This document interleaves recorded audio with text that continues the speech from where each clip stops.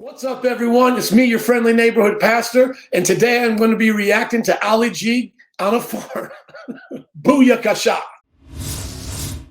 Easy enough. Good day. Safe. What'll be your name? I'm Dr. George Washington. What? This gentleman right here has got to be the nicest guy you ever could possibly meet. And Ali G is going to mess with him. I will feel bad at certain points for laughing, but I think it's okay to laugh. So does vets mainly look after sick animals? No, we do a lot of preventive medicine, reproductive work, and everything.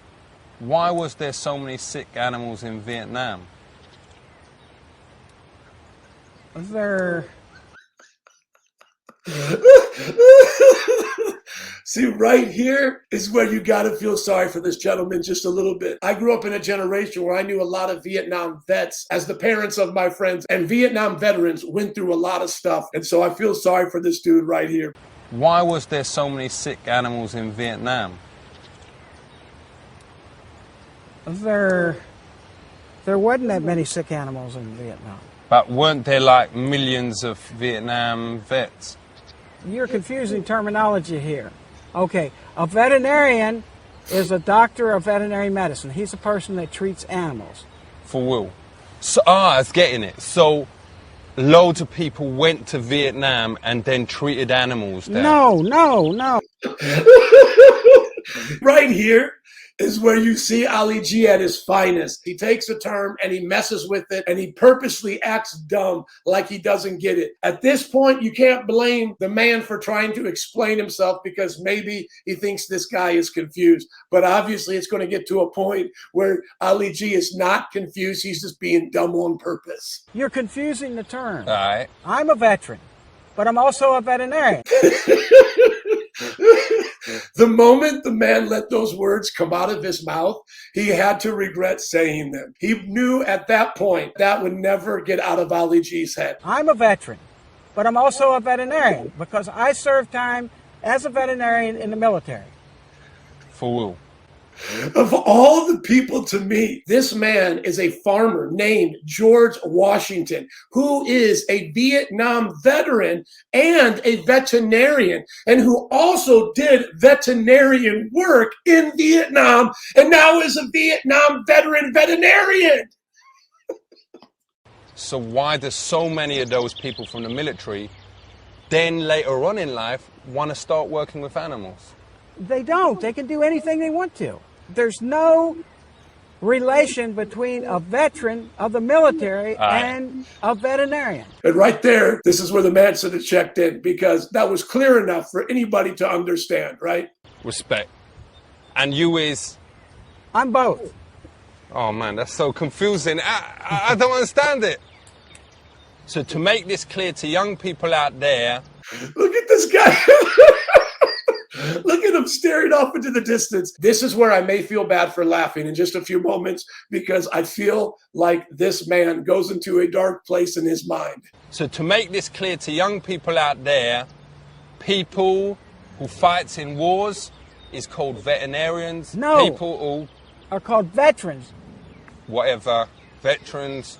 People who does the animal thing is called veterans. No, veterinarians. Veterinarians. Respect. V-E-T-E-R-I-N-A-R. It's veterinarians. When you was a kid, did you know that you wanted to grow up and be a veteran?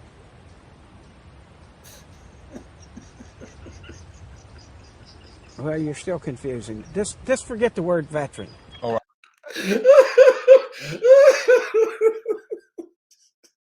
When you see Dr. George Washington pause as long as he does, and Sasha, Ali G, not say anything, this is the golden moments of comedy. And I feel so bad for this man at this part, because now he wants to erase every word he's ever said to this man. When you was a kid, did you know that you wanted to grow up and be a veteran?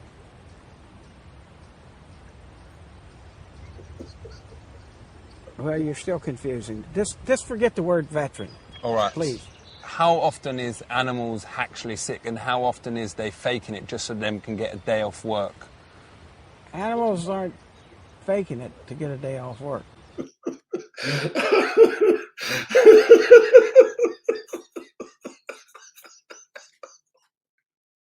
How man look at him now straight-faced and take a question like that serious. I understand that there's got to be some kind of way they set this up to get ordinary people to go further with this than they normally would in life. Life lesson: do not let people mess with you to the point where you don't feel like you're being heard anymore. The Bible says, do not answer a fool according to their folly, lest you be just like them. When you have a dude ask you a question like, Ali G, do animals fake being sick to get a day off of work? You know you're talking to a fool. If this man wants to talk to a fool, that's totally up to him. But he cannot let the fool get into his mind. And sadly, too many people let fools get in their heads, living rent-free. What does you do if there's like a knock on your door and there's like a goat out there, whatever, and he says he's got flu, but you know he's lying?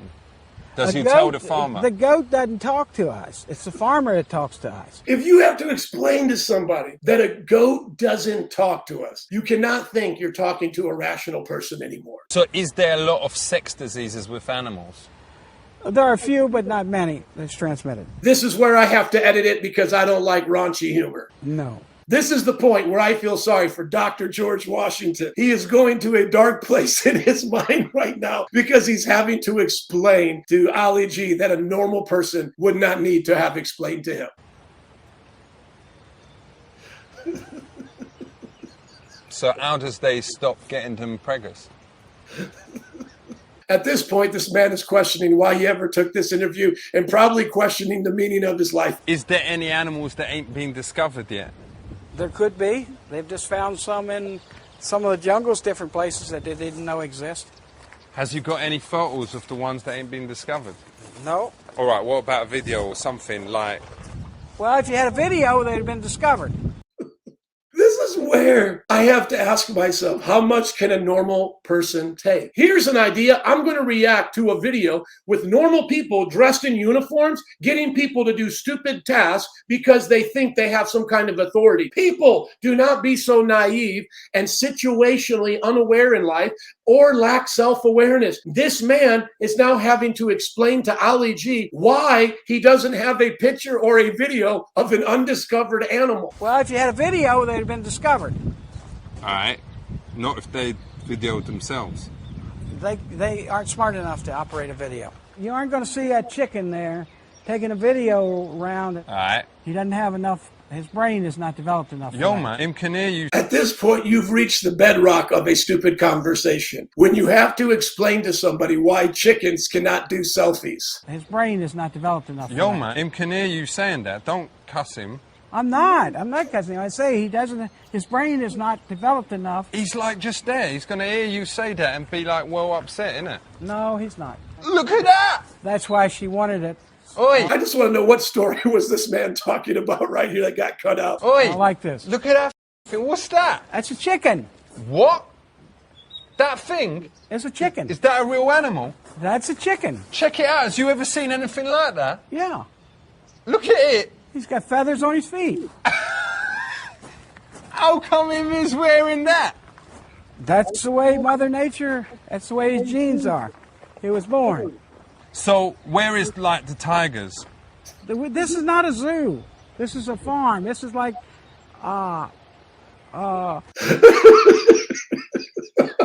Imagine having to explain to somebody the difference between a farm and a zoo. this is more like a farm you would have seen probably when I was a kid.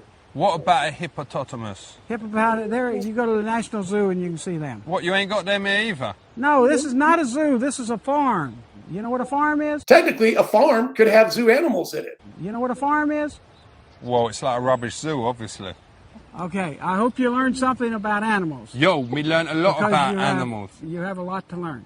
Keep it real, Okay, enough respect. okay, Safe. great. Wicked. Okay.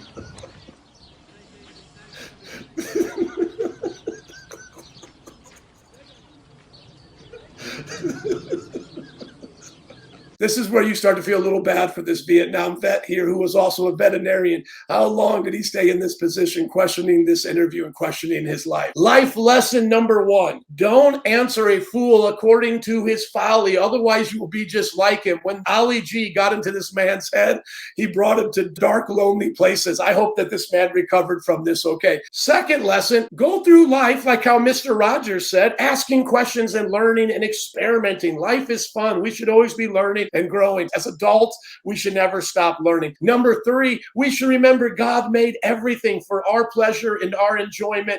Yes, animals are a part of that. They're even a part of our diet, but they can also be our friends and companions, and we should treat them well and be good stewards of the earth. That's what I believe. What do you believe? Comment below. Do you think the farmer ever recovered from that interview? If you like custom gear like this, check out our website where you can buy our custom brand or create your own clothes, kingdomprinting.store. Or if you have a call of God on your life, check out our website, legacyministrycollege.org. It's tuition free and it's online. Like, comment, and share if you like these kinds of videos. I believe you shouldn't answer a fool according to their folly, or you'll go into a dark place, but you should enjoy the world and ask a lot of questions. What do you believe?